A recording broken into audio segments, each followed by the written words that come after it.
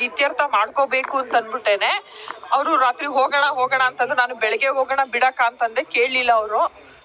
ಹೋಗ್ಲೇಬೇಕು ಅಂದ್ಬಿಟ್ಟು ಡ್ರೈವರ್ಗೆ ಹೇಳಿದೀನಿ ಹೋಗೋಣ ಅಂತಂದಕ್ಕೆ ಹೋಗ್ತಿದ್ದೀನಿ ಅಂತಂದ್ರೆ, ಅಕ್ಕ ಒಬ್ಳೆ ಹೋಗ್ಬೇಡ ನಾನು ಬರ್ತೀನಿ ಅಂತ ಹೇಳ್ಬಿಟ್ಟು ಜೊತೆಲಿ ಹೋದೆ ಸರ್. ಹೋದ್ಮೇಲೆ ಅಲ್ಲಿ ಮನೆಗೆ ತಲುಪಿದ್ಮೇಲೆ ಇವ್ರು ಬಂದು ಬಾಕ್ಲು ತಟ್ಟಿದ್ವಿ, ಬಾಕ್ಲು ತೆಗೆದ್ರು. ಅವರು ದಿವಾನ್ ಕಟ್ ಮೇಲೆ ಕುತ್ಕೊಂಡ್ರು, ಇವ್ ನಿಂತ್ಕೊಂಡು ವಿಡಿಯೋ ಮಾಡ್ಕೊಂತ ಇದ್ದ. ಆಮೇಲೆ ಅವರು ನನಗೆ ಮೊಬೈಲ್ ಕೊಟ್ರು, ವಿಡಿಯೋ ಮಾಡು ಅಂತ. ಅರ್ಧ ತನಕ ವಿಡಿಯೋ ಇದೆ ಸರ್, ಅದು ಪೊಲೀಸ್ ಸ್ಟೇಷನ್ ಅಲ್ಲಿ ಇದೆ, ಅವ್ರು ಸೀಸ್ ಮಾಡಿದ್ದಾರೆ ಮೊಬೈಲ್ನ. ಆಮೇಲೆ ಅವನು ಹಿಂಗೆ ಜುಟ್ಟು ಪೂರ್ತಿ ಹಿಡಿದ್ಬಿಟ್ಟು ಒಳಗೆ ಹೇಳ್ಕೊಂಡು ಹೋಗಿ ಪ್ರೀ ಪ್ಲಾನ್ ಮಾಡಿದ್ರು. ಸುತ್ಕೆ ರೆಡಿ ಆಗಿತ್ತು. ಅವರಮ್ಮ, ಅವರಪ್ಪ, ಅವನು 3 ಜನ. ಅವರಪ್ಪ ಮೂಕ ಪ್ರೇಕ್ಷಕ, ಅವರಪ್ಪ ಏನು ಬರ್ಲಿಲ್ಲ. ಹೊಡೆದಿದ ತಕ್ಷಣ ಅವರು ಅಲ್ಲಿಂದ ಎಸ್ಕೇಪ್ ಆಗ್ಬಿಟ್ಟು ಈಚೆ ಬಂದು ಕೂತ್ಕೊಂಡ್ಬಿಟ್ರು. ಮನಸ್ಸು ಇತ್ತು, ಹೀಗೆ ಅವನೇನು ಕೆಲಸ ಮಟ್ಟಲ್ಲ ಆ ರೀತಿ ಇದ್ರಲ್ಲಿ ಕೇಸು ನಡೀತಾ ಇತ್ತು. ಆಸ್ತಿ ವಿಚಾರವಾಗಿ ನಡೀತಾ ಇತ್ತು, ಮತ್ತೆ ಡೈವರ್ಸ್ ಪಿಟಿಷನ್ ನಡೀತಾ ಇತ್ತು. ಡೈವರ್ಸ್ ಪಿಟಿಷನ್ ಆದ್ಮೇಲೂ ಇವ್ರು ಮತ್ತೆ ಒಂದಾದ್ ಬಂದ್ರು. ಈಗ ನೀವು ಹೋದ್ರಲ್ಲ ಮೇಡಮ್, ಎಷ್ಟು ಗಂಟೆಲಿ ಹೋದ್ರಿ, ಮತ್ತೆ ಯಾರ್ಯಾರು ಹೋಗಿದ್ರಿ? ನಾನು ಡ್ರೈವರು ಮತ್ತೆ ವಿದ್ಯಾ ಮೇಡಮ್, ಈ 3 ಜನ. ನಾನು ಫ್ರೆಂಡ್ ಸರ್. ಡ್ರೈವರ್ ನಿಮ್ ಡ್ರೈವರ್?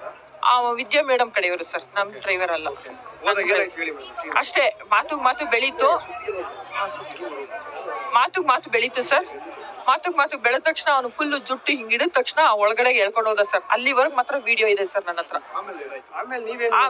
ಅವ್ರು ಅಷ್ಟ್ರಲ್ಲಿ ಅವ್ರಮ್ಮ ಕೊಟ್ಟಿದ್ರಲ್ವಾ, ತಗೊಂಡೋಗಿ ಹೊಡೆದ, 2 ಏಟ್ ಹೊಡೆದಿದ್ದಾನೆ. ಅವ್ರಮ್ಮ ಬಂದು ಬಾಕ್ಲು ಅಡ್ಡ ಹಾಕಿದ್ರು, ನಾನು ಬರ್ಬೇಡ ಅಂತ ಅನ್ಬಿಟ್ಟು. ನಾನ್ ಬಾಕ್ಲು ಓದ್ಕೊಂಡು ಹೋಗೋಷ್ಟು 2 ಏಟ್ ಬಿದ್ದೋಗಿತ್ತು. ನಾನ್ ಸಡನ್ ಆಗಿ ಓಡ್ದೆ, ಹೊಡಿಬೇಡ ನಂದಿಶಾ ಹೊಡಿಬೇಡ ಅಂತ ಏನ್ ಕೇಳಿದ್ರು ಬಿಡ್ಲಿಲ್ಲ, ತೆಗ್ದು ಹೊಡ್ದ. ನನ್ ಮುಂದೆ ಮುಂದೆನೆ ಹೊಡ್ದ, ಸುತ್ತಿಗೆನಲ್ಲಿ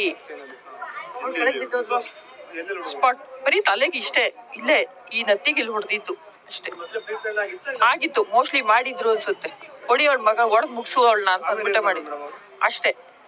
ಅವನು ಅಷ್ಟ್ರಲ್ಲಿ ಡ್ರೈವರ್ನ ಕೂಕೊಂಡೆ. ನಾನು ಡ್ರೈವರ್ನ ಕೂಕೊಂಡ ತಕ್ಷಣ ನಾನು ಪೊಲೀಸ್ ಸ್ಟೇಷನ್ ಫೋನ್ ಮಾಡ್ತೀನಿ ಅಂತ ಅವ್ರು ಮಾಡಿದ್ರು. ನಾನೇ ಹೋಗಿ ಮಾಡ್ಬಿಟ್ಟು ಬರ್ತೀನಿ ಅಂತ ಇವನು ವಿತ್ ವೆಪನ್ ಸಮೇತ ವೆಹಿಕಲ್ ಅಲ್ಲಿ ಎಸ್ಕೇಪ್ ಆಗ್ಬಿಟ್ಟಿದ್ದಾರೆ. ಇದಾರೆ ಅವ್ರು ಪೊಲೀಸ್ ಸ್ಟೇಷನ್ ಇದಾರೆ.